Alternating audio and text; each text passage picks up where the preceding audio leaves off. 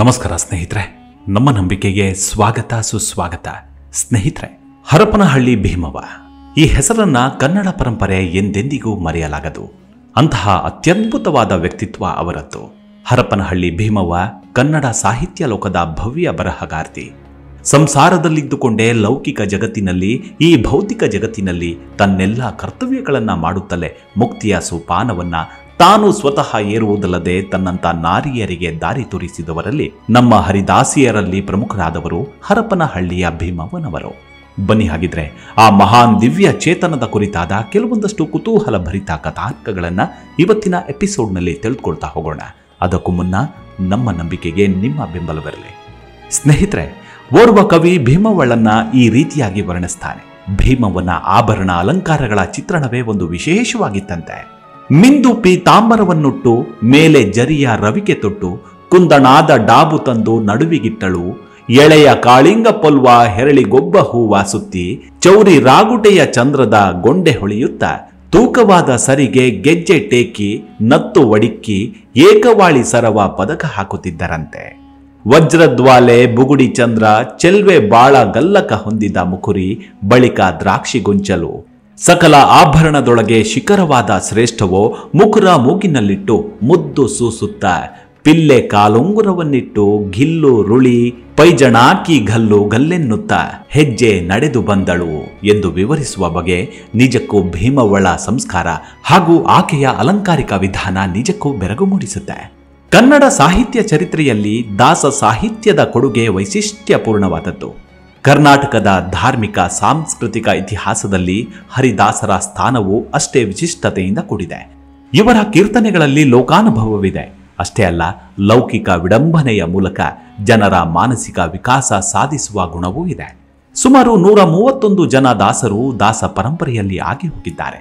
ಅವರಲ್ಲಿ ಪುರುಷ ವರ್ಗವೇ ಹೆಚ್ಚಿನ ಸಂಖ್ಯೆಯಲ್ಲಿರುವುದು ಈ ಮನು ಪ್ರಣೀತ ಪುರುಷ ಜಗತ್ತಿನಲ್ಲಿ ಸಹಜ. ಅಲ್ಲದೆ ಸ್ತ್ರೀಗೆ ಈ ಜಗತ್ತಿನಲ್ಲಿ ಬಂಧನಗಳು ಅಗಣಿತವಾದದ್ದು. ಅಂತಹ ಬಂಧನಗಳನ್ನು ಹರಿದೆಸೆದಾಗಲಲ್ಲವೇ ಅಕ್ಕನಂತಹ ರತ್ನ ಜನ್ಮ ತಾಳುವುದು. ಆದರೆ ಎಲ್ಲರಿಗೂ ಎಲ್ಲ ಬಂಧನಗಳಿಗೂ ಮೋಕ್ಷ ಕಾಣಿಸಲು ಲೌಕಿಕ ಜಗತ್ತಿನ ಆಗು ಹೋಗುಗಳಿಗೆ ಬೆನ್ನು ತಿರುಗಿಸಲು ಇಂದಿಗೂ ಸಾಧ್ಯವಿಲ್ಲ. ಭೀಮವ್ವನವರು 1823 ಜುಲೈ 6ನೇ ತಾರೀಕು ನಾರಾಯಣ ದೇವರ ಕೆರೆ ಎಂಬಲ್ಲಿ ನರೇಭಟ್ಟರ ವಂಶದ ರಘುನಾಥಾಚಾರ್ಯ ಮತ್ತು ರಾಘಮ ದಂಪತಿಗಳ ಮಗಳಾಗಿ ಜನಿಸ್ತಾರೆ. ಇವರ ಹುಟ್ಟು ಹೆಸರು ಕಮಲಾಕ್ಷಿ. ಪುಟ್ಟ ಮಗು ಒಳ ತೊಡಗಿದಾಗಲೆಲ್ಲ ತೊಟ್ಟಿಲು ತೂಗುತ್ತಾ ಹರಿನಾಮ ಹಾಡಿದರೆ ಕೂಡಲೇ ಸುಮ್ಮನಾಗುತ್ತಿತ್ತಂತೆ. ಭೀಮವ್ವನ ನೆನಪಿನ ಶಕ್ತಿಯು ಘನವಾಗಿತ್ತು. ಹಾಗಾಗಿಯೇ ಅವರು ಸಾವಿರಾರು ಕೀರ್ತನೆಗಳನ್ನು, 100 ನುಡಿಗಳ ಕಥನ ಕೀರ್ತನಗಳನ್ನು ತಮ್ಮ ಬಾಯಿಯಿಂದಲೇ ನಿರರ್ಗಳವಾಗಿ ಹೇಳ್ತಿದ್ರಂತೆ. ಮಗು 6 ವರ್ಷದವಳಿರುವಾಗಲೇ ಆಕೆಗೆ ಶ್ರೀ ವೇದವ್ಯಾಸ ದೇವರ ದರ್ಶನವಾಗಿತ್ತು. ಅಂದಿನಿಂದಲೇ ಅವಳಲ್ಲಿ ಗುರುತರ ಬದಲಾವಣೆ ಕಾಣಿಸಿಕೊಂಡಿತ್ತು. ಆಕೆಗೆ 11 ವರ್ಷವಾದಾಗ ರಾಯದುರ್ಗ ತಾಲೂಕಿನ ಹರೇಸಮುದ್ರ ಗ್ರಾಮದ ಗೋಪಾಲಪ್ಪ ಎಂಬುವರ ವಂಶದ ಮುನಿಯಪ್ಪನವರ ಜೊತೆ ಮದುವೆಯಾಯಿತು. ವರನ ವಯಸ್ಸು 45 ವರ್ಷ. ಅವರಿಗೆ ಇದು 3ನೆಯ ಮದುವೆ. ಮದುವೆಯಾದ 14 ವರ್ಷಕ್ಕೆ ಇವರಿಗೆ ಒಬ್ಬ ಮಗ ಹಾಗೂ 4 ವರ್ಷಗಳ ನಂತರ ಮಗಳು ಜನಿಸ್ತಾರೆ. ಇವರ 35ನೇ ವರ್ಷಕ್ಕೆ ಪತಿ ವಿಯೋಗವಾಗುತ್ತೆ. ಇಲ್ಲಿಂದ ಇವರ ಜೀವನ ಮಾರ್ಗ ಬದಲಾಯಿತು. ಒಂದು ದಿನ ಮಧ್ಯಾಹ್ನ ಮಲಗಿದ್ದಾಗ ಕನಸಿನಲ್ಲಿ ಒಂದು ಮಹಾರಣ್ಯದಲ್ಲಿ ಇವರು ಒಂದು ಮರದ ಕೆಳಗೆ ಮಲಗಿದ್ದರಂತೆ. ಆಗ ಒಬ್ಬ ತಂಬೂರು ಹಿಡಿದ ಮುನಿ ಒಂದು ಕೃಷ್ಣ ಸರ್ಪದೊಡನೆ ಬಂದಿದ್ದ. ಆ ಸರ್ಪಕ್ಕೆ ಈಕೆಯ ನಾಲಿಗೆಯ ಮೇಲೆ 3 ಅಕ್ಷರ ಬರೆಯಲು ಹೇಳಿದ್ದ. ಆ ನಂತರವೇ ಇವರು ಕೀರ್ತನೆಗಳನ್ನು ರಚಿಸಲು ಪ್ರಾರಂಭಿಸಿತು. ಇವರ ಮೊದಲ ಹಾಡು ರಕ್ಷಿಸಬೇಕೆನ್ನ ಲಕ್ಷ್ಮೀ ನರಸಿಂಹನ ಭಕ್ತನೇ ಎಂಬುದು. ಮೊದಲೆಲ್ಲ ಇವರು ತಮಗೆ ಬಂದ ಹಾಡುಗಳನ್ನು ಪ್ರಕಟಪಡಿಸಿರಲಿಲ್ಲ. ಇದರಿಂದಾಗಿ ಹೊಟ್ಟೆ ನೋವು, ತಲೆನೋವುಗಳನ್ನು ಅನುಭವಿಸಬೇಕಾಯಿತು. ಅಲ್ಲದೆ ಆ ಮುನಿಯು ಪದೇ ಪದೇ ಸ್ವಪ್ನದಲ್ಲಿ ಕಾಣಿಸಿಕೊಂಡು ನಾನು ಹೇಳಿಕೊಟ್ಟ ಮಂತ್ರವನ್ನೇಕೆ ಹೇಳುತ್ತಿಲ್ಲ ಎಂದು ಗದರತೊಡಗಿದ್ದ. ಸ್ವಪ್ನದಲ್ಲಿ ಬಂದಾಗ ಈಕೆ ಅದೇ ಮುನಿಯನ್ನ ತನ್ನ ಹಾಡುಗಳಿಗೆ ಮುದ್ರಿಕೆಯನ್ನ ಸೂಚಿಸಲು ಹೇಳಿದಾಗ ಆತನೇ ಭೀಮೇಶ ಕೃಷ್ಣ ಎಂದು ಬಳಸಲು ಸಲಹೆ ಇತ್ತನಂತೆ. ಮುಂದೆ ಕೂಡ ಅವರು ಅನೇಕ ಹಾಡುಗಳನ್ನು ರಚಿಸ್ತಾರೆ. ತನ್ನನ್ನ ಜನ ಆಡಿಕೊಂಡು ನಕ್ಕಾರೆಂಬ ಹೆದರಿಕೆಯಿಂದ ಸುಮ್ಮನೆ ಇದ್ದಾಗ ಇವರ ತಮ್ಮನ ಹೆಂಡತಿಯ ಕನಸಿನಲ್ಲಿ ಬಂದ ಆ ಮುನಿಯು ಈ ವಿಷಯವನ್ನ ಹೇಳಿದ್ದನಂತೆ. ಅಂದಿನಿಂದ ಇವರು ತಮ್ಮ ಕೀರ್ತನೆಗಳನ್ನು ಪ್ರಚಾರಗೊಳಿಸಿದರಂತೆ. ಮುಂದೆ ಇವರು ಕನಸಿನಲ್ಲಿ ಕಂಡುದೆಲ್ಲವೂ ಕೀರ್ತನೆ ಹಾಡುಗಳ ರೂಪದಲ್ಲಿ ಬರತೊಡಗಿದವು. ಗೋಪಿಕಾ ಸ್ತ್ರೀಯರು ಉದ್ದವನೆದುರು ಮಾಡಿದ ಪ್ರಲಾಪ, ಮುಯ್ಯನ ಹಾಡು, ಸುಭದ್ರ ಕಲ್ಯಾಣ, ರತಿ ಕಲ್ಯಾಣ, ನಳ ಚರಿತ್ರೆ, ಸತ್ಯಭಾಮೆಯು ಪ್ರತಿದಾನ ಕೊಟ್ಟ ಹಾಡು ಮುಂತಾದ ದೊಡ್ಡ ಕೀರ್ತನೆಗಳನ್ನಲ್ಲದೆ ಸಣ್ಣ ಪುಟ್ಟ ಕೀರ್ತನೆಗಳನ್ನು ಇವರು ಮೂಡಿಸ್ತಾರೆ. ಕೃಷ್ಣನ ಕುರಿತಾದ ಭಗವಂತನ ಉದಾರತೆಯನ್ನ ಭೀಮವ್ವ ಚೆನ್ನಾಗಿ ವಿವರಿಸ್ತಾರೆ. ವಿಶ್ವಕರ್ಮನಿಗೆ ಕೃಷ್ಣ ಹೇಳಿದ್ದೇನು, ಸುಧಾಮನಿಗೆ ನೀನು ಕಟ್ಟಿಕೊಡುವ ಸ್ಥಳ ದ್ವಾರಕೆಯನ್ನು ಮೀರಿಸಬೇಕು ಎಂಬ ಬಗ್ಗೆ ಭೀಮವ್ವನವರ ಕೀರ್ತನೆ ನಿಜಕ್ಕೂ ಅತ್ಯದ್ಭುತವಾದದ್ದು. ಭೀಮವ್ವ ಸುಧಾಮ ಮಾಡುವ ನಿಂದಾಸ್ತುತಿಯಲ್ಲೂ ಹಾಸ್ಯದ ಹೊನಲು ಹರಿಸ್ತಾಳೆ. ನಿನ್ನ ಮಗಳನ್ನ ಸಮುದ್ರ ರಾಜನಿಗೆ ಕೊಟ್ಟು ಅವನ ಮಗಳಾದ ಲಕ್ಷ್ಮಿಯನ್ನ ಪಡೆದುಕೊಂಡೆ. ಈಗ ಯಾರು ಮಾವ ಯಾರು ಅಳಿಯ ಎನ್ನುವ ಧ್ವನಿ ಇಲ್ಲಿದೆ. ಈಶನಾದ ನಿನಗೆ ಈ ಸಮುದ್ರವಾಸ ತಪ್ಪದೋ, ದಾಸನಾಗಿ ನಾ ಭವ ಸಮುದ್ರ ದಾಟಿ ನಿಂತೆನೋ. ಶ್ರೇಷ್ಠ ಮಗಳ ನೀನು ಉಂಗುಷ್ಟದಿಂದ ಪಡೆದಿಯೋ, ಕೊಟ್ಟು ಶರದಿಗವನ ಮಗಳ ಪಡೆದಿಯೋ.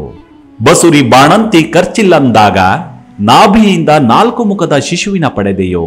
4 ಮುಖದ ಬ್ರಹ್ಮನೆಂಬೋ ಏಕಪುತ್ರನ ಪಡೆದೆಯೋ. 14 ಲೋಕ ಸೃಷ್ಟಿ ಮಾಡಂತಾಗ ಹೇಳಿದಿ ಕೃಷ್ಣ, ತಿಂದು ಉಳಿದ ಒಂದೇ ಮುಷ್ಟಿ ಅವಲಕ್ಕಿ ಇಡೀ ದ್ವಾರಾವತಿಯ ಜನಗಳಿಗೆ ಹಂಚುವಷ್ಟು ಆದದ್ದು.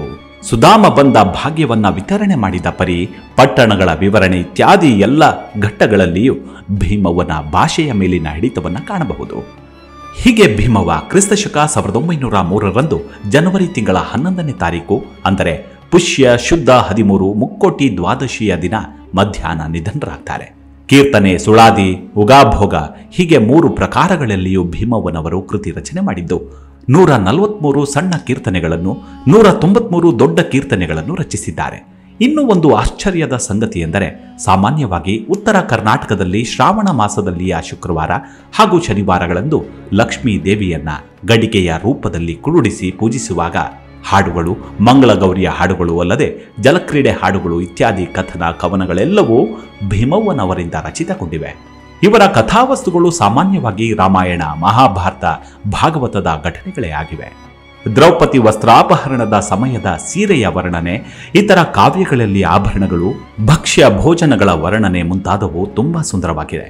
ಹೆಣ್ಣಿಗೆ ಮುತ್ತೈದೆತನ, ಸಂತಾನ ಪ್ರಾಪ್ತಿ ಇವುಗಳ ಮಹತ್ವವನ್ನ ತೋರುವ ಮನೋಭಾವ ಭೀಮವ್ವನವರ ಕಾವ್ಯಗಳಲ್ಲಿ ಎದ್ದು ಕಾಣುತ್ತೆ.